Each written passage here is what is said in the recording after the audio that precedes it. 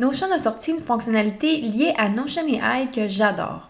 Pour les formules, c'est ce dont on avait tous besoin. Ça va te faire gagner un temps fou si tu l'utilises, mais je tiens par contre à préciser que ça prend l'abonnement à Notion AI qui est inclus dans les forfaits business ou entreprise.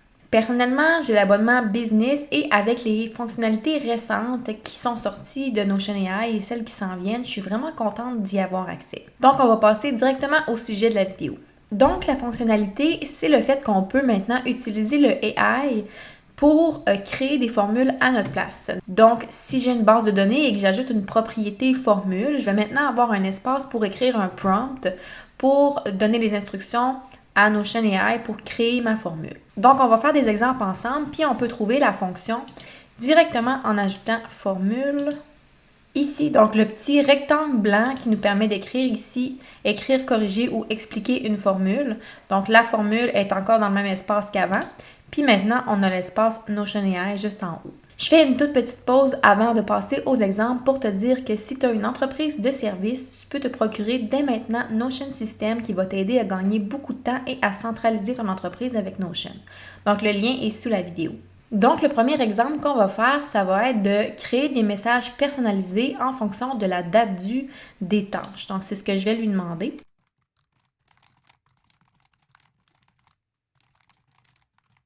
Donc, j'ai écrit mon prompt et là, je vais faire envoyer à l'IA. Donc, la petite flèche bleue. Là, il me dit réflexion en cours et déjà, on a un résultat.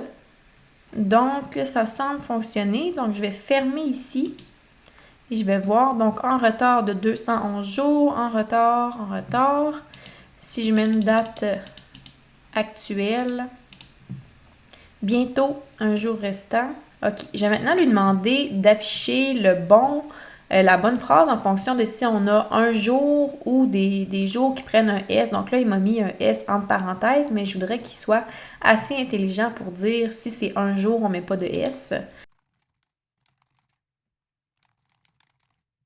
Donc, j'ai dit affiche jour au singulier si le nombre de jours est 1 ou moins. OK. Parfait. Un jour restant. Puis là, si j'ai 2 jours, il va me mettre des S. Donc, parfait. Donc, la façon que ça fonctionne, c'est qu'il nous explique vraiment chaque étape. Donc là, il met la première partie de la formule. Donc, il dit ici, si aucune date n'est définie, aucune échéance fixée, calcul des jours entre aujourd'hui et la date d'échéance. Donc, après ça, il met cette partie de formule-là. Il va écrire ici « message selon la date d'échéance ». Donc, il va vraiment segmenter toutes les parties de la formule, puis avec une explication. Donc, ça va vraiment aider à comprendre la formule qu'il a créée. Puis là, il nous met les formules ici, avec vraiment des lignes séparées. Donc, c'est vraiment lisible. Donc, si jamais tu as de la misère avec les prompts en français, tu peux essayer un prompt en anglais aussi. Des fois, il va peut-être mieux comprendre. Le deuxième exemple qu'on va faire, ça va être de calculer la marge de profit en pourcentage entre le prix de vente et le coût. Donc, je vais juste me copier ça, ajouter une formule, puis je vais lui donner ça comme prompt. Et j'ai créé en fait les bases de données pour les exemples avec Notion AI aussi. Donc là, je vais faire envoyer à l'IA. Donc, calculer la marge de profit en pourcentage. Il met la formule, on va aller voir. Donc, il a pris si une des deux propriétés est vide, il va écrire données manquantes. Puis si le prix de vente est plus petit ou égal à 0, prix invalide. Puis il a même arrondi directement pour avoir seulement 2 chiffres, plus le signe de pourcentage. Et là, si ça ne fait pas mon affaire, je pourrais lui demander des modifications. On va aller directement passer au troisième exemple, qui est de calculer l'ancienneté en années et mois à partir de la date d'embauche. Donc, ici, je lui demande exactement cette phrase-là. Donc, si la date d'embauche est vide, il va écrire « pas de date d'embauche ». Je n'ai même pas demandé de faire ça, puis il a décidé de le faire. Si je voulais qu'il enlève cette partie-là, j'ai juste à lui demander. Calculer le nombre total de mois d'ancienneté, donc mois total, donc créer une variable qui s'appelle mois total pour se référer encore à cette variable-là plus tard, pour pas avoir à réécrire tout l'énoncé de formule à chaque fois. Donc pour lui, mois total, c'est date between now et date d'embauche en mois.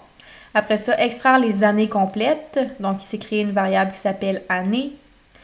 Floor, c'est pas une fonction que j'utilise souvent, faudrait que je vérifie c'est quoi. Renvoie la valeur qui correspond à la première condition vérifiée. Cette formule peut être utilisée pour remplacer plusieurs instructions if imbriquées. OK. Donc, mois total divisé par 12, calculer les mois restants. Donc là, il prend... Des fois, il y a plusieurs façons d'arriver à une formule. Il prend pas nécessairement le chemin le plus simple, mais l'important, c'est le résultat. Formater le texte avec la grammaire française correcte. Donc, OK. On va aller voir ce que ça donne, en fait, parce que c'est ça l'important. 7 ans et 3 mois, 5 ans exactement, 3 ans et 5 mois, donc ça fonctionne super bien. Quatrième exemple qu'on va aller voir, c'est calculer le temps restant jusqu'à la date due et l'afficher en format lisible. Donc c'est un peu semblable à l'exemple numéro 1, mais je pensais pas qu'elle allait me sortir en fait nécessairement le nombre de jours. Je pensais qu'elle allait sortir, mettons, cette tâche est en retard, cette tâche est à faire aujourd'hui, etc. Donc là, avec le résultat qu'il m'a donné, ça revient un peu au même, mais je vais quand même lui demander cette autre option-là, voir si avec un prompt différent, il va me donner quelque chose de différent. OK, donc il a fait pas mal la même chose. Donc normalement, j'aurais voulu que ça soit un peu différent dans l'exemple numéro 1, mais là, ça donne la même chose. Donc, OK. On va aller voir le dernier exemple dans ce cas-ci. Ça va être calcul automatique de la taxe. Donc, j'ai pris les taxes de où je suis, donc au Québec, Canada. On a la TPS qui est la taxe canadienne, puis la TVQ qui est la taxe de la province de Québec. Donc, vu que je ne sais pas s'il connaît nécessairement nos taxes, je vais lui demander de faire le calcul automatique. Je vais lui demander de façon un peu floue, comme ça, calcul automatique de la taxe TPS TVQ. Puis si ça ne marche pas, je vais lui demander d'une autre façon. OK, donc ça marche. Dans le fond, la TPS, c'est 5%. Puis la TVQ, c'est 9,975%. Donc, il a pris les bons chiffres. Il est allé chercher la bonne information. Donc, il fait ses calculs de taxes. Et là, ça nous donne sous-total. Donc, il a vraiment mis beaucoup d'informations. Il a mis sous-total, la TPS, la TVQ et le total avec taxes. Donc, ça, c'est vraiment bien. Si je lui demande calcule la TPS en format nombre, je lui demande ici, on va voir, je veux juste qu'il me donne un nombre, je veux pas qu'il m'ajoute du texte. Donc, je vais pouvoir utiliser le nombre en calcul. Donc, on va voir s'il va pouvoir le faire. Ici. Donc, si je faisais calculer, j'ai la somme. Donc, il m'a vraiment donné un format nombre. Il est affiché à droite de l'espace. Donc, c'est ce qui nous indique que c'est un nombre. Si c'était du texte, ça serait aligné à gauche ici. Donc, parfait. Il sait calculer la TPS comme ça. Je ne leur demanderai pas pour la TVQ, ça va être la même chose. Donc, à partir de là, tu peux demander ce que tu veux à Notion AI pour les formules. Puis, si jamais ça ne marche pas du premier coup, tu lui demandes de refaire des corrections. Moi, à date, tous les tests que j'ai essayés, les résultats étaient vraiment bons, même si mes prompts n'étaient pas super précis ou super travaillés. C'était vraiment, j'avais toujours ce que je demandais, donc je suis vraiment satisfaite à date. Donc, si tu as de la misère avec les formules, que tu n'as pas envie d'apprendre tout ça, ben ça va être une fonction que tu peux utiliser si tu as le forfait avec Notion AI. Merci d'avoir écouté jusqu'ici et n'oublie pas de liker la vidéo et de t'abonner si tu veux plus de contenu. À bientôt!